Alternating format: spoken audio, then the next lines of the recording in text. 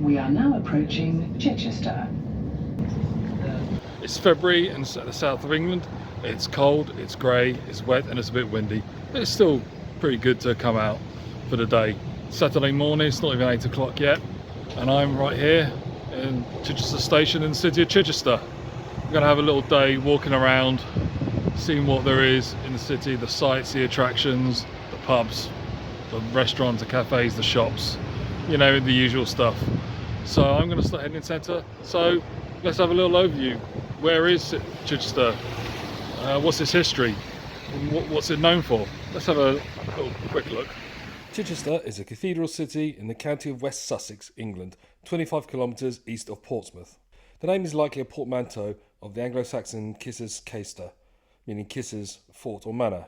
Kissa is believed to have been the second king of Sussex, ruling from approximately 514 to 567. The city dates from the Roman occupation. The settlement was probably known as Novio Magus Reginorum, though this name is a modern construction from various sources such as Ptolemy and the Ravenna cosmography.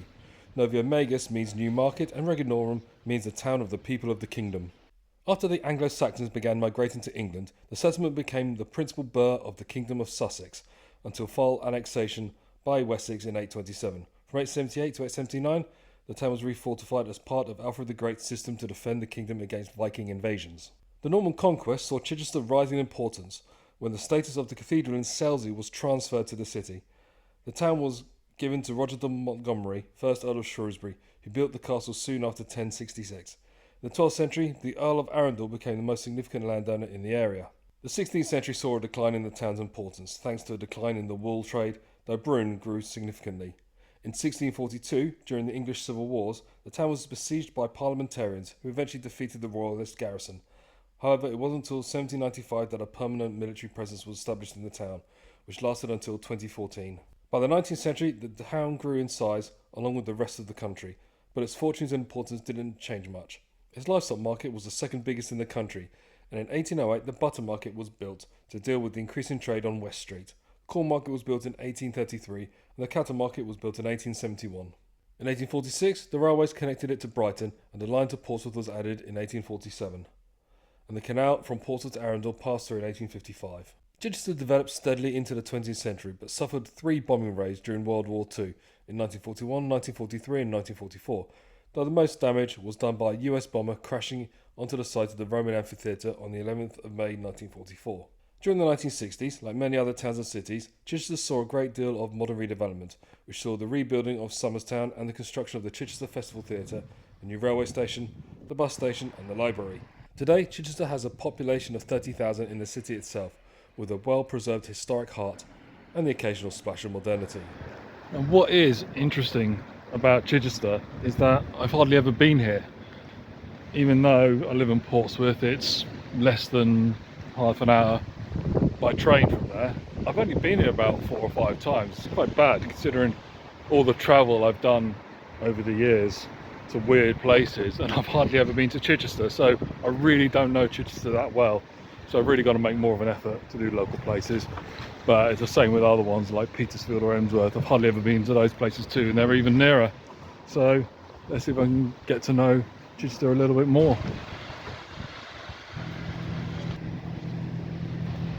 So this is Chichester city centre. Behind me is the market cross, which marks the absolute centre of the centre, I guess. It was built between 1477 and 1503, but not quite sure exactly when, by the Bishop of Chichester at the time. He replaced an old wooden cross that dated from the 14th century, I believe. This is, again, the centre, which is pretty much what it was in Roman times. The one I'm looking at behind me is West Street, and then you got South Street, North Street, and this is East Street. It's a normal city centre with the usual big chains, department stores, restaurants, pubs. So I'm going to have a little look around. It's still only just turned 8 o'clock, so it's actually still quiet. Might be able to get a nice look around without too much bother.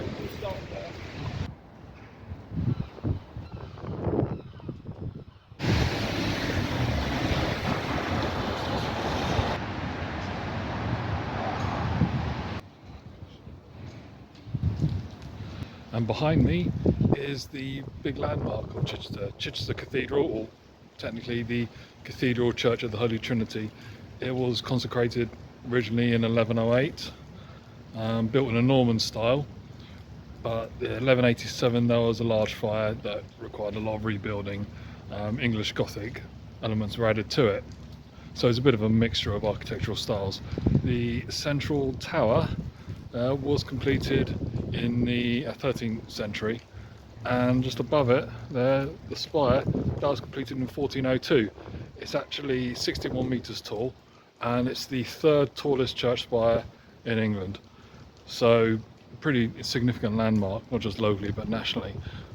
You might be wondering, well, why would somewhere as small as this have such a massive important church? Well, because in the medieval period, Chichester was a very important city. It was a very important trading place. It had its own port, but eventually silting up happened and the port became less useful, and then you had the growth of Portsmouth primarily, but also Southampton as well. They became much more important locations. The dockyard was originally constructed in Portsmouth in sort of the early 13th century, so eventually over the years Chichester became less important, and Portsmouth became a very important industrial centre locally. So that's why this church is so big for such a small place. So I'm going to go inside and have a look around. There is a sort of admission fee. It's more of a donation. They recommend £7 donation, but I guess it's not forced. But they're going to go and have a look at the interior, see what this mix of Norman and English Gothic is like. I was just chatting to a guy around the corner in one of the buildings. He just saw me doing my piece to camera, and he recommended I look at this. There's a statue of Saint Richard. I'm not sure exactly who that is. When he said Richard, I thought he meant King Richard the Lionheart. But he said this statue looks a bit like Voldemort. So what do you think?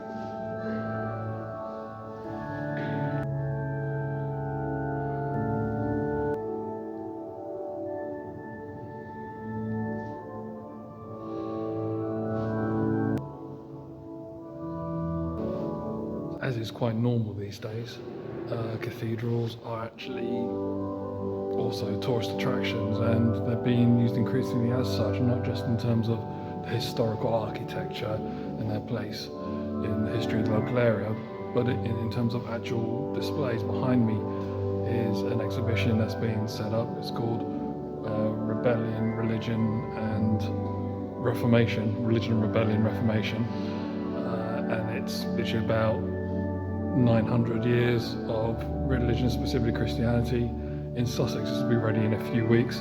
So if you're down here, I guess from spring, I would have thought from Easter onwards, you'll be able to see a bit of the history of how Christianity has helped shape this city over the centuries.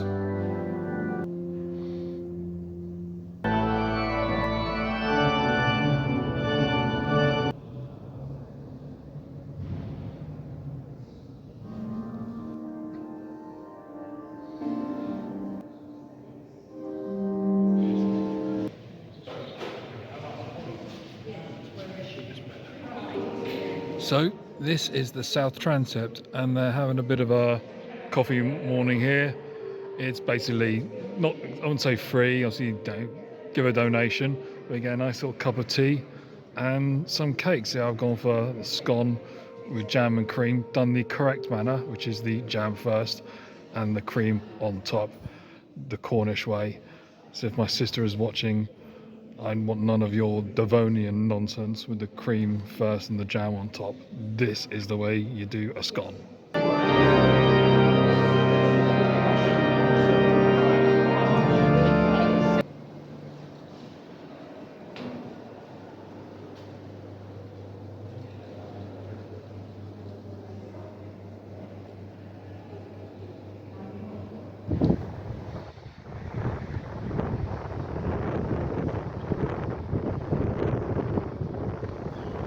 that was Chichester Cathedral, and I do love a bit of Gothic architecture. I think it's probably my favourite architectural style over the years.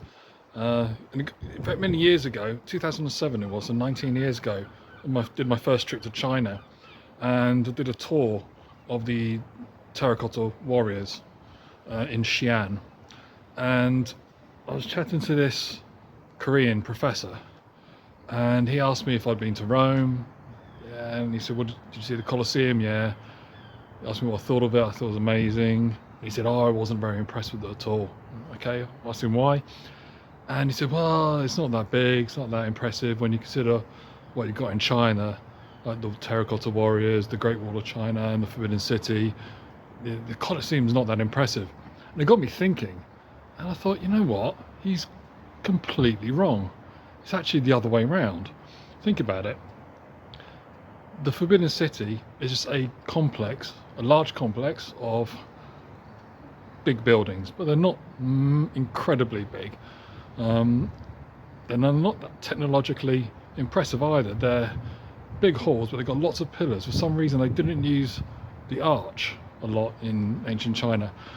They knew about it because they had bridges that used arches. They had the moon doorways, which are basically circular doorways. So they understood the principle, but they never seemed to use it in their big architecture. So the Forbidden City, even at its greatest extent, was just a series of large buildings.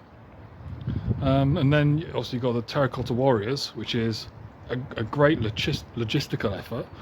It's thousands of life-sized individual statues, but they're still statues, incredibly well carved, but they're still statues. They're not things that weren't being done in Europe to a similar or even better level. I mean, at the same time. And then of course the Great Wall of China is a wall, and the whole thing about you go to places like Badaling, which is where I went to see the wall, and you've got that famous look. Well, that's actually more medieval. And the wall itself, the history is quite complicated, but originally it was just mud and straw and I think some dead bodies as well. But it's still a wall. That's literally it. It's a wall. Apparently wasn't as effective as people think. Whereas the Roman Colosseum was a fundamental leap of engineering. And then of course you've got Gothic right here. Think about what these medieval architects did without the kind of complex mathematics we have now. The thing is, back when this was designed, they were still using Roman numerals in maths, which is actually very difficult. It actually limited the mathematics they could use. It wasn't until Fibonacci brought in Arab numbers that they could actually simplify the system, and it made calculations easier. But they still managed to design this thing with kind of relatively rudimentary mathematics. They figured it out. These large vaulted spaces in the roofs are insane. So much more impressive than the Great Wall of China or the palaces in the Forbidden City. Don't get me wrong, I love China. I lived there for a while, but I'm sorry, but you just cannot beat medieval Gothic architecture. It literally is the best, and I love it so much. So definitely this is one to come to. So now it's off to a museum just across the road.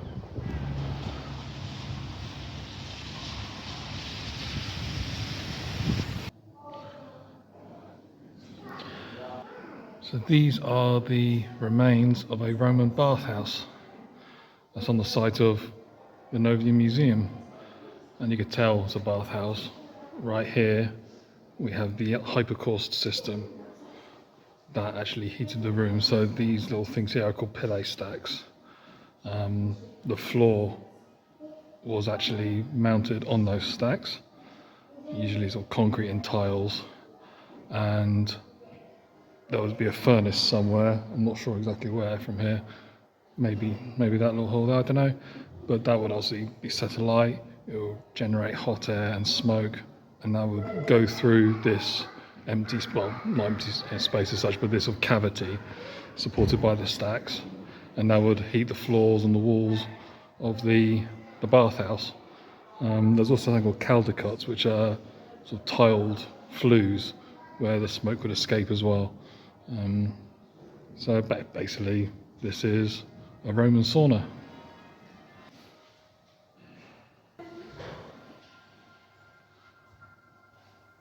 And here are some of the artifacts from daily life.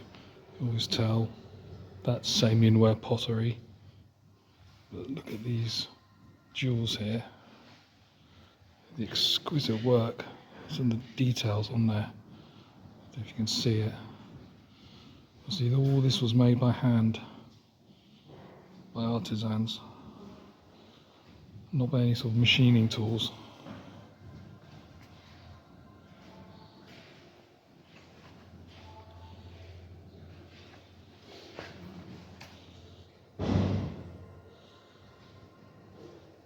And all of it's quite familiar as well, some tweezers there.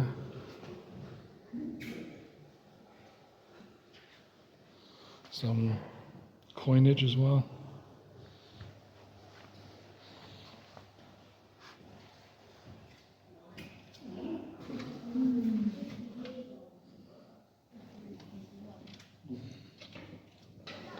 So it's not all about Rome.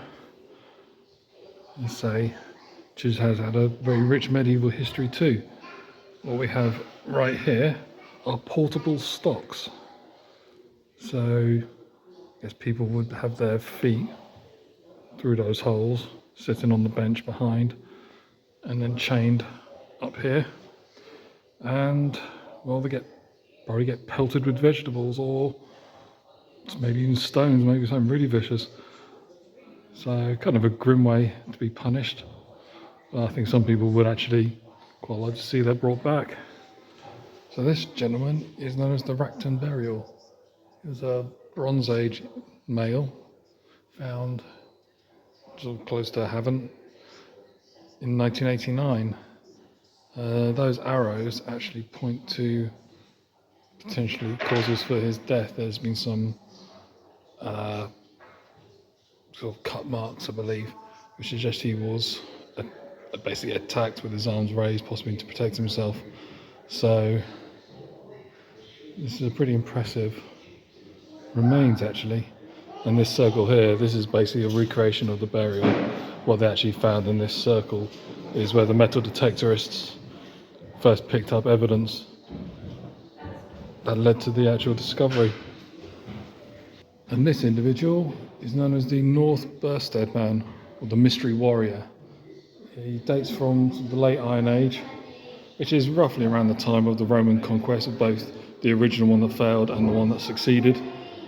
And seems to be a high status warrior. Here's some of the artifacts I found with him. I mean, that is an impressive helmet.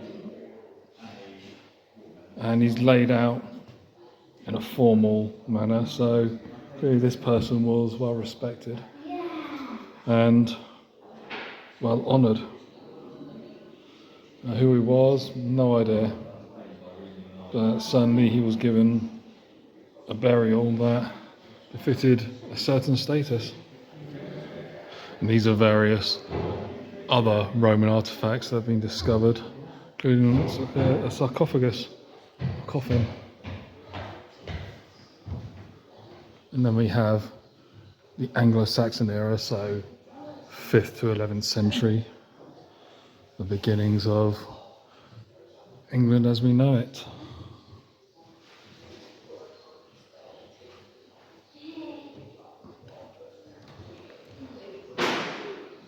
And then we have a big leap here. This is the Stuart era. So this is the 17th century. We're from about 1603 to 1714, I think it is. That was the reign of the Stuart kings and queens.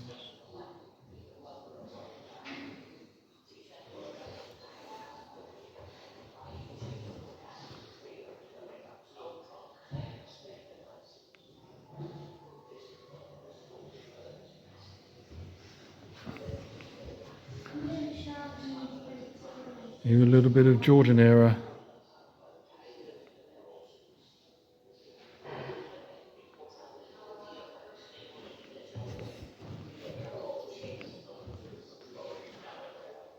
And then we have the alleged glory of the Victorians.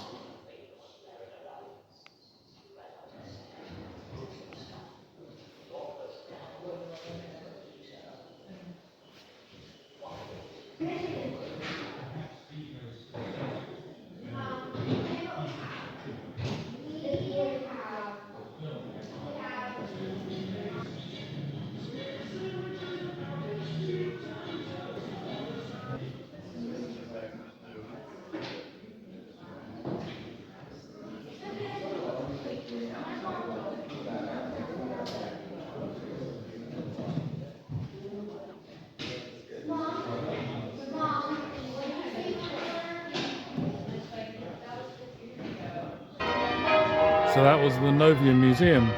A very interesting museum, some really interesting exhibits of the Roman history of Chichester, but even going into sort of the medieval period and Victorian, and that interesting exhibition about Shippums. It's not a company I remember, but I think their products are now Prince's, which I know a few of their products, their little sandwich spreads. I often find these museums can be quite small, though.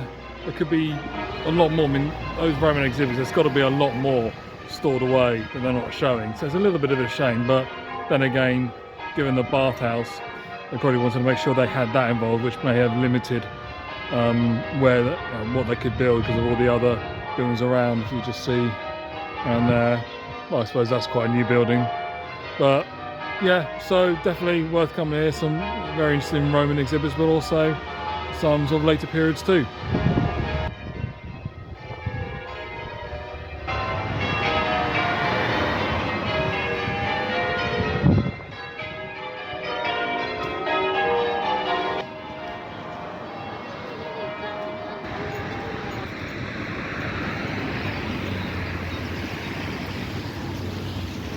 Pallet House Gallery first opened in 1882 and showcases one of the best collections of 20th century British art in the country.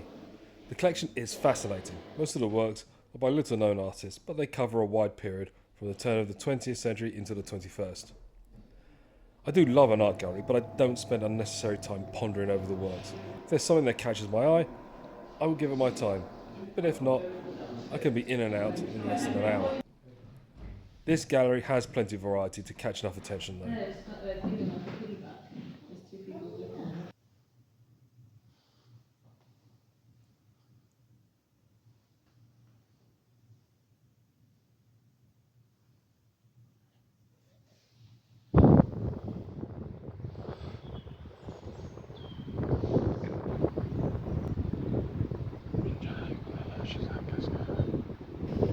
Behind me is the Chichester Festival Theatre. This is one of the most important and popular theatres in the UK outside the London West End. Opened in 1962, it's a modern sort of brutalist design, it's one of the good ones. Its first artistic director was none other than Sir Laurence Olivier, the great British Shakespearean actor or film actor or actor of any kind. Its season runs from April to October, so it's pretty quiet at the moment. And it attracts some of the biggest productions both from the West End and from Broadway, so this is definitely one of the best places to come for some theatre, musical theatre. I came here once back in the late 90s. When my mum worked at a nursery school, they took the kids here for a pantomime, and their pantomime was actually called Follow the Star, which was a pantomime style version of the Nativity, where the Angel Gabriel role was played by a guy who starred as one of the Cenobites in Hellraiser, and the role of God was played by game show host Nicholas Parsons on roller skates. Yeah, there you go. So obviously there's a lot of fun productions on the Chichester Festival Theatre, so if you get a chance, take in one or two of them. There are also the Minerva Theatre, the Oxmarket Contemporary Gallery and the South Downs Planetarium and Science Centre. Chichester has some top-notch international links. It has friendship links with Mark Tredwitz in Germany, Kursk in Russia and Valletta in Malta, but it's twinned with Speyer in Germany, Chartres in France and Ravenna in Italy. The city centre is a fantastic mix of big chains and quirky independent stores. Big chains are also quite fitting for this historic centre too. Record shops, artisan food, vintage clothing, music and even an armoury mixing with chain cafes, fashion boutiques, mobile phones and expensive chocolates, but you won't find many discount options around. Chichester has an interesting selection of dining options. Most notable is a branch of celebrity favourite The Ivy, which is one of the best rated restaurants in the city on Open Table. Others highly rated include Reina Turkish, Brasserie Blanc, Code Brasserie, Confucius and Cloisters. There's also a large selection of independent cafes and bakeries. There is a plethora of traditional pubs and more modern tap houses in the city centre. Among them are the Foundry, the Chantry, the Fountain, Rapscallions, Trent's, the Hole in the Wall, the Eastgate, the Nag's Head, Little Monster Tap, the Old Cross, the Ghost of the Feast, the George and Dragon Inn, the Dolphin and Anchor, the Duke, the Chichester Inn, the Crab and Apple, and the Park Tavern. Chichester is on the main lines from Portsmouth and Southampton, heading up to London Victoria and across the south coast to Brighton, and is also on the 700 coastliner bus route.